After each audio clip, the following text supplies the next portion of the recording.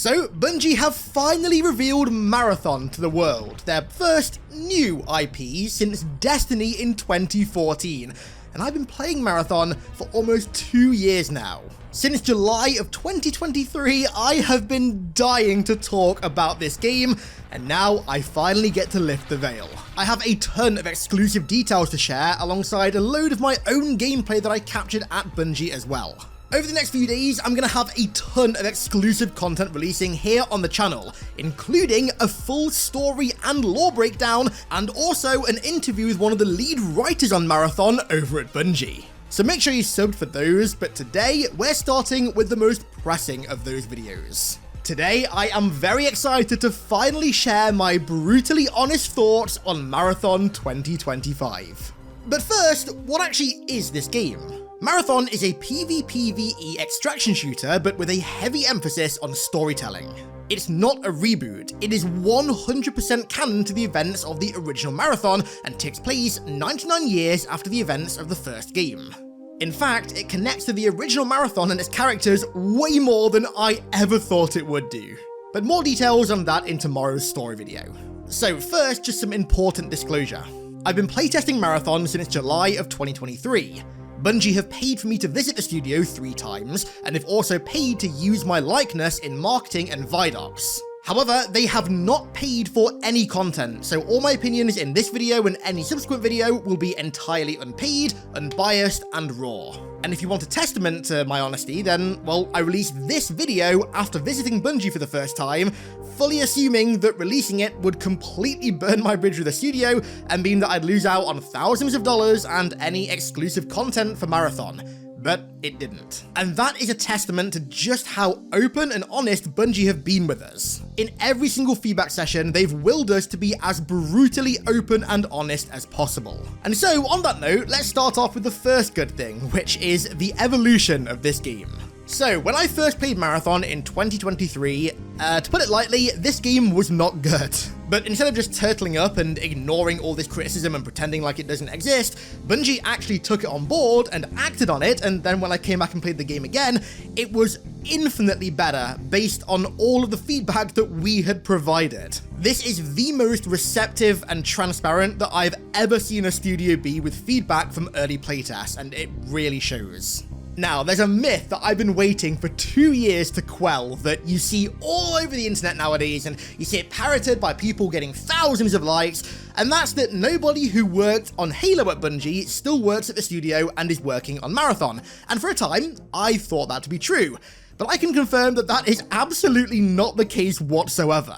There are developers working on Marathon who were instrumental in the design of Halo as far back as Combat evolved, and some who have been at Bungie for even longer than that.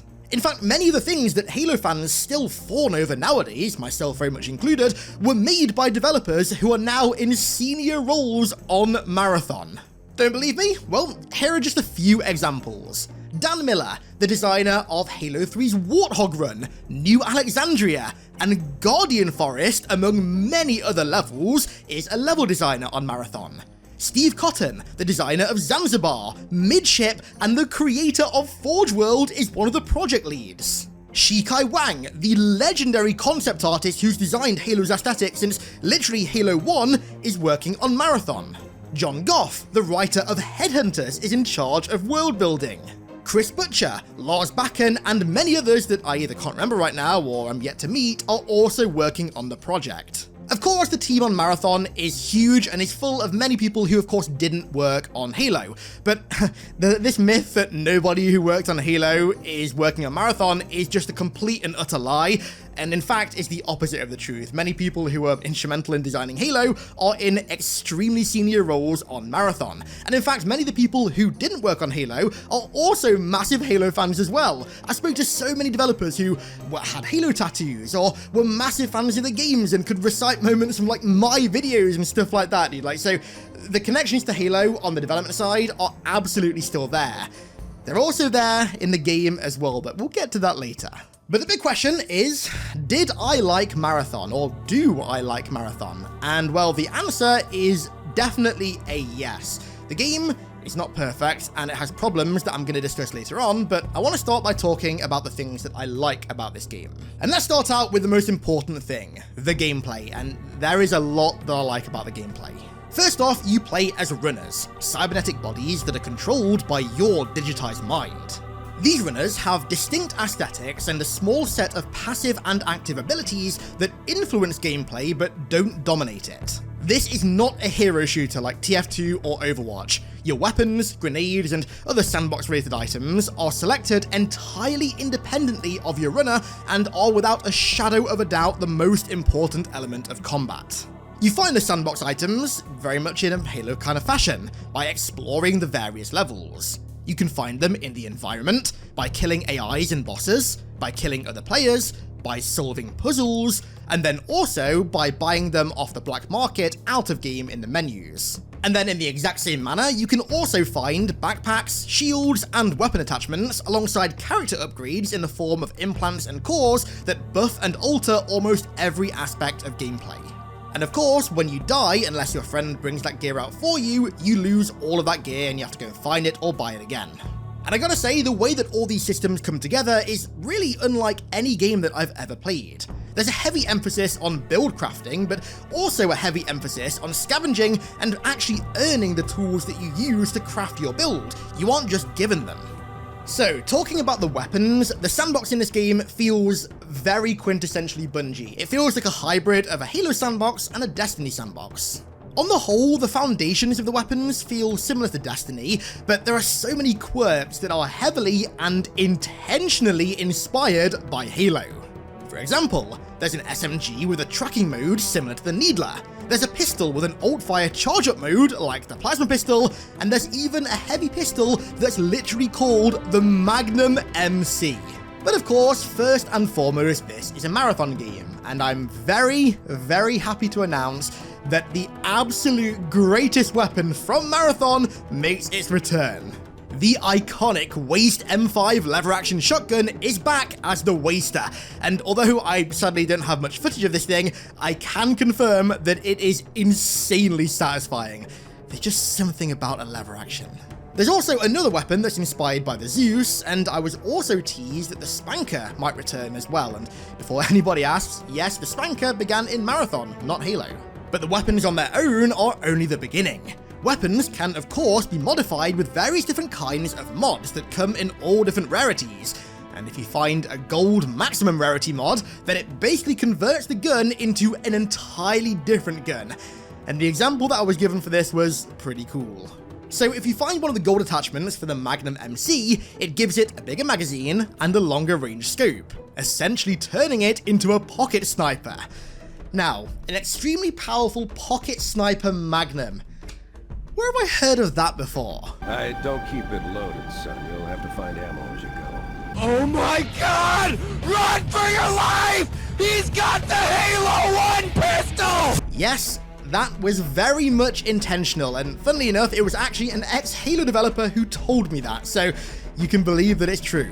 This is of course just one example, but the sandbox in Marathon is heavily varied and heavily modular. Oh, and on the topic of Halo references in Marathon, I was also teased that the Halo references in this game run far deeper than just a combat-evolved Magnum-feeling weapon. Which makes sense given, obviously, the litany of connections between Marathon and Halo, but despite them being owned by different IP holders, the references are still there in abundance apparently. So let's bring it back to the runners. They all have abilities that come in passive, offensive, and defensive formats. Now, from a gameplay perspective, Void is my favorite runner because his entire kit revolves around active camouflage and deception, and his design was also heavily inspired by Snake from Metal Gear Solid 2, which is right up my alley. But I gotta say, from an art perspective, Locus is my favorite because of his clear design inspiration from the security officer in OG Marathon. His kit is far more offensive, but man, just looking at that security visor, whew, I'll never get tired of it. I'm not going to dwell on the abilities for too long, but all I will say is that, like I said at the start, they don't dominate the gameplay, they merely influence it. Although I will say that regarding the way that team comps work in this game with different runners coming together, there is one fairly major issue that I have with it, but I'm going to discuss that later on in the negatives. So I guess to tie up these sections so far, one of the big questions that people are going to be asking is, does Marathon have that indistinguishable Bungie feel? Now, I'm going to preface this by saying that that feel is very subjective and very ambiguous. It's almost impossible to accurately describe it. But regardless, I think for me at least, it did have that feel. But that's up to you to decide when you eventually play the game. I will say the pacing of this game feels more akin to classic Halo than it does to like modern ADD movement shooter games. This is by no means a movement shooter, which I'm very happy about. It's far more setup based and slower and more methodical like classic Halo was, which is actually what I was really hoping it'd be. Now then, let's talk about level design, and trust me, I have a lot of good to say about this game's level design. Right now, I can only show gameplay of one map, and that's what you've been seeing for this entire video. That map is called Dire Marsh, but I've actually played 3 maps. Another one is called Perimeter, and the other one is redacted for now, but just know that that third map is designed by an absolute Halo legend, and it really shows. I think that will end up being the absolute fan favorite map, and I think it might end up partly revolutionizing this genre. So, to put it lightly, I think that the map design and level design in this game is absolutely stellar for a litany of reasons. Firstly, it's unique. None of the maps feel the same, nor do they really feel like maps from any other game. And I guess that's partly down to this game being an extraction shooter, which is very untouched ground, broadly speaking, but even still, the maps feel unique. Secondly, it is deeply intricate. There are so many secret passageways and vents and underground pathways and locked key rooms and rooms that require Easter eggs to get into that just give each map so much replayability. Thirdly, it's realistic. One of the developers described it as grounded, but the level of intricacy that the maps have in their design makes them feel like real locations over rooms that were just designed by a level designer for players to fight in. The Easter eggs feed heavily into this, but more on those in a second. And fourthly, all the maps that I've played so far flow really nicely. And if you've ever played an extraction shooter before, then you know how important good flow is. If I had to compare Dire Marsh to any other map in terms of flow, I'd say Customisation from Tarkov, which is arguably that game's greatest map. But the standout element of Marathon's map design are the Easter eggs. And no, I'm not talking funny little meaningless references hidden on the wall somewhere. I'm talking functional, connected Easter eggs, Easter egg quests, and even mini raids. The way that these eggs are designed is genuinely amazing. They take you across the map from location to location. They grant access to rooms that are either filled with lethal hazards or that at first don't even look like they're part of the map, and they even play into boss encounters as well. But my favourite aspect of them is the way that they're baked into the world. It is frankly superb. If you were looking for a point of comparison, well, it really reminds me of the way that Zombies used to do its Easter eggs in World at War through Black Ops 3. The Easter eggs and the Easter egg kind of steps and elements are built into the environment, and at first they kind of just look like a natural part of the world. They aren't covered in HUD goo or loads of UI elements that are directing you towards them, nor are sequential steps in an Easter egg quest outright told to you. You have to look for them yourself using logic and deduction. And a really cool example of this in action are these gassy rooms. So at first the doors are locked, but you can see that the room is full of loot. So you have to find a terminal nearby to open the doors. Then, once the terminal is activated, you then have to wait a minute for the gas in the room to dissipate, and once it's gone, you can go in and loot. But if you stay for too long, an AI voice will warn you to leave, and the doors will begin to close, the gas will return, and the terminal outside will break. So if you overstay your welcome, you just get stuck inside and you'll die. The design of these Easter eggs plays into how realistic and grounded the map design feels, because you don't feel like you're interacting with a button that was placed there by a level designer for you to find, but you feel like you're actually discovering something in a real environment and trying to figure out what it means yourself, which is just like classic Zombies Easter eggs, and also, I guess, just like Destiny raids as well. The maps also have dynamic weather as well, and the dynamic weather actually influences gameplay. Like, for example, you can get struck by lightning and lose shields, or when it's raining, your stamina, which in this game is your suit building up heat and overheating, it overheats slower in the rain, because obviously you're being cooled down. Little intricate design choices like that just make Tau Ceti 4 feel like a real environment as opposed to a video game map. And speaking of zombies Easter eggs and Destiny raids, it wasn't in this build, so I've got no footage of it, but in one of the builds that I played, there was a boss on Diamarsh that was behind a locked room, and to get into that locked room, you had to go through a bunch of puzzles and lethal hazards first. But the charm of it was that while you were solving these logic puzzles and trying to avoid these traps, other teams and other players could come into the room as well and either fight you and kill you whilst the traps were there, or help you along and get into the boss fight room with you by forming an alliance. When I last spoke about Marathon in October last year, I teased a feature that was like a blend of two of my favorite features in gaming, and well, this was it. It's a blend of zombies Easter eggs and Tarkov-style bosses put together, and I cannot wait to see all the hilarity that's going to ensue from this. That being said though, the Easter egg design in this game goes far deeper than this. In fact, the logic puzzles and traps that you have to get past to reach that boss on Diamarsh genuinely aren't even the tip of the iceberg. There's something that I'm dying to talk about, but I can't yet. That is one of the greatest examples of... In fact, we'll leave it there. I'm going to tease you that one. I cannot wait to talk about it though. And speaking of bosses, let's talk about the AI that spawn on the map for you to kill. So across the map are a number of UESC security drones that are the standard form of AI to fight, and they all come with their own variants and difficulty levels. Most of them spawn naturally and are relatively easy to fight, but you can begin events across the map that spawn an increasingly harder variant of some of them that come, of course, with the possibility of much better loot. And it's quite funny because at one point in development, the sniper UESCs was so powerful that the devs were literally just calling them Jackal snipers. They don't like that anymore, but when I got into a feedback session and one of the devs were like, oh yeah, the Jackal snipers are pretty OP, I was like, nice.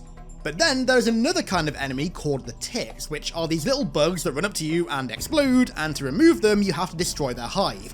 And these things are literally the lookers from Marathon 1, except they're called ticks now, which were in Marathon Infinity. Not sure why they swapped the names over, but these return from Marathon 1. And then there are the compilers, but I can't really talk about the compilers yet. Just know that the Svit compilers are there, they're in the game, I'm going to leave it there. So one of the most important things when it comes to a game's longevity is a progression system. Of course, we Halo fans have had an absolute nightmare with that in recent years, and conversely, progression systems are actually one of the things that extraction shooters typically do really well.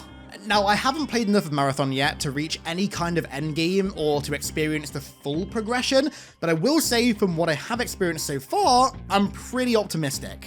The progression feels very similar to Tarkov in terms of how it actually works. So you get quests from factions, but more on those in a minute, that you have to go out into the world to complete in a load of different ways. You then extract and hand the quest back into the factions for a whole load of different rewards.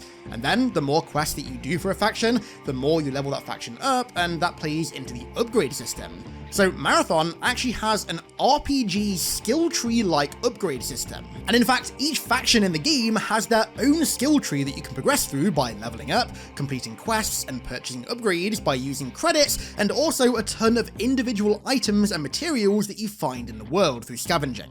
These upgrades buff certain stats, and also unlock items for purchase from the black market. And what you can unlock for purchase in the black market depends on the faction that you're leveling up. Like for example, if you want to unlock more weapons to buy, then you level up Mida. These factions also play a major role in the story as well. I mean, after all, they're the reason that you are on Tau Ceti. And the way that they handle the story is like a billion times better than Tarkov, and I think people are quite gonna like it. You interact with the factions via their AI representatives, each entirely unique voiced entities with insanely cool looking aesthetics who deliver you quests with tons of flavor text to further the story. The main way that the story is delivered in Marathon, at least at launch, is through the quests that you carry out and complete in-game that interact with certain elements of the map and also each faction. And some of the factions are going to seem quite familiar as well. There's Cyber Acme, who were the creators of the terminals in OG Marathon. New Caloric, which is a new faction who created much of the nutrients and sustenance for the colony. Traxxas, an industrial corporation who at one point in OG Marathon had an AI on Mars who went severely rampant, and yes, Traxxas in Halo is inspired by Traxxas in Marathon. In fact, the two are literally identical now. MIDA, an ex-political party on Mars who later became a terrorist organization in response to the UEG's continued overreach, so they are literally the insurrection from Halo, Arachne, who we know nothing about, and Sekiguchi Genetics, who are the company who create the runners that we play as, along with many other AI and cloning technologies as well. And speaking of story, I found something in the menus that I am insanely excited about: the terminal. Now sadly I have no footage of it because it wasn't in this build, but it was an extremely in-depth and fully interactable version of an OG Marathon terminal that was full of data and lore and tons of other stuff. I think this is going to end up being something like a codex. I did ask quite a few times if there were going to be some like OG Marathon terminals in-game, in maps for you to find in a raid, and the answer that I always got, and I asked this numerous times, I got the same answer every time, and it was like, well, how would you feel about finding the terminals in-game, but actually reading them out of game? So I think the idea is that you find the terminal contents in-game, and then you read them out of game so you're not obstructed. Either way, I cannot wait for people to see this terminal, because if you're a fan of original Marathon, this terminal is literally like any of the terminals that you'd find in OG Marathon, except now you can fully interact with it, dive through its directories. It's awesome. The UI team just killed it on that. Now, the last good thing I want to talk about is the art style. However, I am rather mixed on it. On the good side, I genuinely think that Marathon has quite possibly the most unique art style I've ever seen in a game, at least for a long time. And the way that it translates to gameplay is, well, as you can see, excellent. There are quite a few characters in Marathon lore that I'm really excited to see in this aesthetic. Now, for a while, I actually wasn't really a fan of this art style in game. I criticized it quite a lot when I was there, but the last time that I played Marathon, the lighting had finally been baked in, and honestly, it fixed most of my complaints about the art style. There are some really cool looking areas in this game with like really low, subtle, ominous lighting that we fought in that were really, really cool. It's partly down to the aesthetic, but also partly down to how good the lighting is in this game. The graphic realism aesthetic is extremely unique, and I don't think there's a single game out there that looks even close to Marathon right now, the only exception maybe being Mirror's Edge. Tau Ceti 4 does look really, really good, and I think for the most part people are going to love the aesthetic. But to move into the stuff that I'm not keen on now, I will say I wish that the game looked more like OG Marathon. OG Marathon had so much grit and roughness to it, whereas Marathon 2025 is quite the opposite. It's very, very clean. And I get that that's the point, given that, you know, we're on Tau Ceti, not on the Marathon, but Marathon 2 had grit when you were on Le 1, so I don't think that's really an excuse. I do think that this is something that could definitely come back down the line with new maps and new areas, and also if there's a lot of post-launch feedback, I can see them doing something with a more like OG Marathon-esque aesthetic. I do like what we have now, but I want it to feel more like the Marathon that I know and love, and right now, it's only about 50% of the way towards that. And on the topic of the art style, something that I'm just automatically worried about are the microtransactions in this game. Since literally the first time that I played this game, I have been very, very vocal about this game not going down the live service art style route, and last week when I made that issue apparent, I was told that they're currently looking at the kind of artistic range of the game that they can create cosmetics in. But at the end of the day, we've heard that before with loads of other franchises, money is king. If they need to make money, and doing so means breaking that artistic range, then it's gonna happen, and I am fearful for that. I just want this game to keep looking as good as it looks now, and go more down the kind of like Marathon aesthetic route, as opposed to down the stupid live service art style route. And kind of on the same token, I really hope that this game doesn't go the, again, Halo Infinite route and the route that most other live service games go, and lock like 99% of cosmetics behind a paywall. I mean, Bungie games have such rich legacies of gameplay-based unlocks for cosmetics. I mean, dude, Halo 3 and Reach are still fawned over to this day in the Halo community because of that. Now, it's worth noting that I've not heard anything about the way that you unlock cosmetics in this game yet. I've not seen any form of customization, so I don't know how it's going to work. I just really hope that they make sure that a significant majority of the cosmetics are unlocked through gameplay and not through getting out your credit card. And speaking of customization, although I do like the runners from a gameplay perspective, I really wish that they'd done something with them to allow for like Halo-style piece-by-piece armor customization. From what I've been able to tell, there isn't any kind of like Halo or even Destiny style armor customization. I think the way that the skins are going to work in this game is they're going to be like modern COD, where it's literally just an overall character skin with no individual customization pieces. Bungie over the years have really set the bar when it comes to player customization, specifically with Halo, and it would really suck if this game doesn't try to at least meet that bar, if not excel it, but I don't think it will do. Now, shifting gears, a criticism that I don't really need to talk about for very long, but it's quite an obvious one, is the fact that there is no single-player campaign in this game. I love extraction shooters, and I think that Marathon will work really well as one, but at the same time, as an OG Marathon fan, I just really wish that this game had a single-player campaign. Like, dude, could you imagine how good an immersive sim would have been in Marathon's universe? Maybe at some point down the line, if there's enough feedback about that, they'll do it. But at launch, it's definitely not there, and I think that that is a grave missed opportunity with this franchise. Now, something that I was very shocked and quite disappointed at the first time that I played this game was the lack of Pfhor. I expected the Pfhor to fill the role of like scavs and raiders and rogues and bosses from Tarkov, but besides the lookers, they literally aren't in the game at all. And I feel like having them present would have made the game inherently feel so much more like Marathon in more than just a surface level way. Now, again, for what it's worth, I've conveyed this feedback to Bungie since 2023, and every time that I've done so, I've been told that the Pfhor, or rather I've been teased the Pfhor are coming down the line. I believe at one point I was even teased that they'd already started working on them, so I think they will be coming to the game, but I just think launching without the Pfhor is, I think that's a terrible decision personally.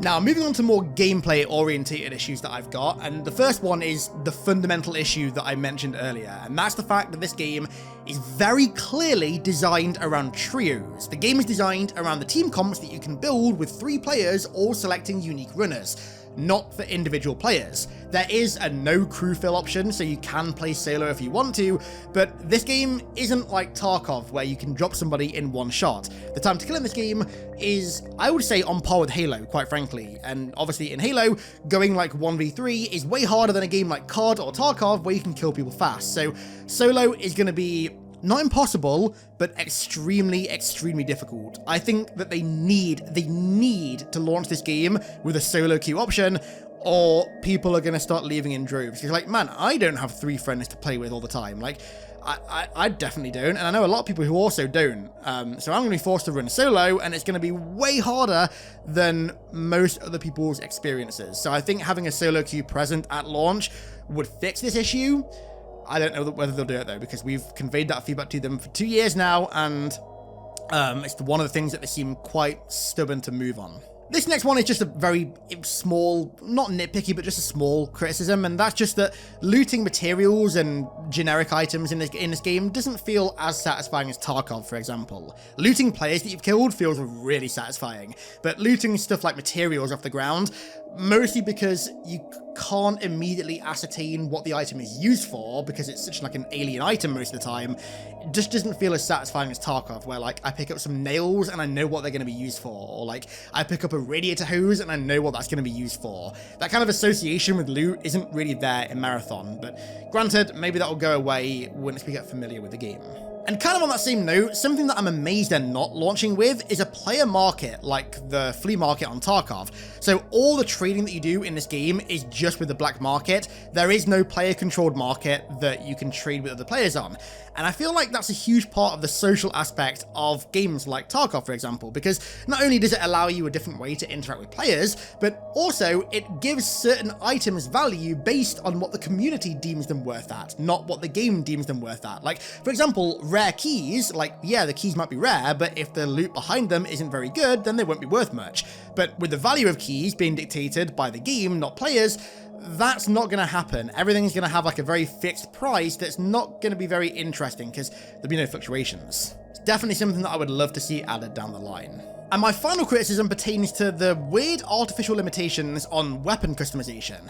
So if you find a weapon attachment in-game, you can apply that to your gun if there's nothing in that slot already, but if you want to take a weapon attachment off a gun, you can't do that in-game at all, and right now, I believe you can't do that out of game either. There was a point where you could use a certain item, like an expensive item, and redeem it to take attachments off guns, but I don't like that either. I feel like you should just be able to pull attachments off guns, like whenever you want, in-game or out of game, with no cost, because that allows you to be more individual and specific with the loot that you pick up, and it just seems like a weird artificial limitation. I really hope that gets changed by the time the game releases. So, with all that said, with about 40 hours in Marathon right now, I do genuinely enjoy the game, despite the issues that I've outlined here. I think most of those issues can be fixed for launch.